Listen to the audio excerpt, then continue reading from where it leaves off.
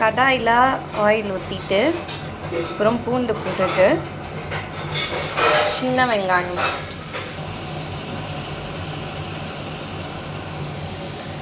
Red chilli powder போட்டுக்கோங்க. சாட்டே பண்ணுங்க.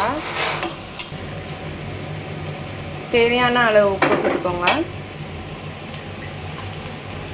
மீன்வெல் இன்னும் ஒரு அடுப்பில் தண்ணி கொதிக்க வச்சுட்டு உங்களுக்கு எவ்வளோ மேகி வேணுமோ அதை போட்டுக்கோங்க.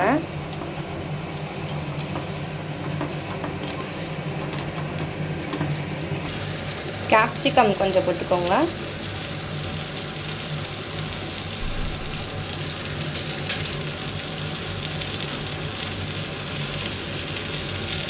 போட்டுட்டு நல்லா ஒரு ஹை ஃப்ளேமில் சாட்டே பண்ணுங்கள்.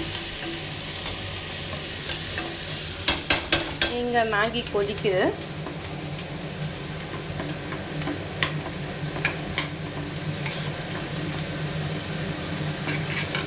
இது இவ்வளோ கொதிச்சா போதும். ஆஃப் பண்ணிவிட்டு இதை ட்ரெயின் பண்ணிடலாம்.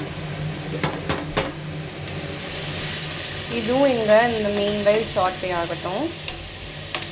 இப்போ நம்மக்கிட்ட இருக்க மேகி சாஷேவை கட் பண்ணிவிட்டு இதில் பவுடர் போட போகிறோம். இது இந்த சாஷே இருக்குல்ல, இதில் பவுடர் மசாலா இருக்கும், இப்படி கொட்டுங்க.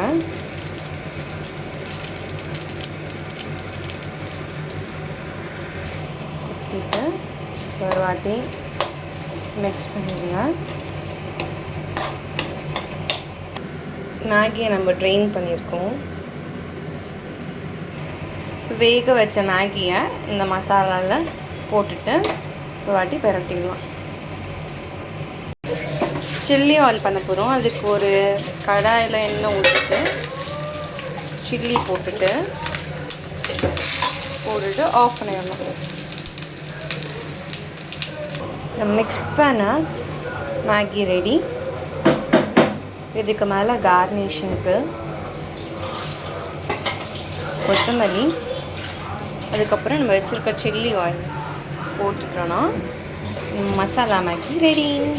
இது பண்ணிட்டு கூப்பிட்றேன். Masala Maggi ready.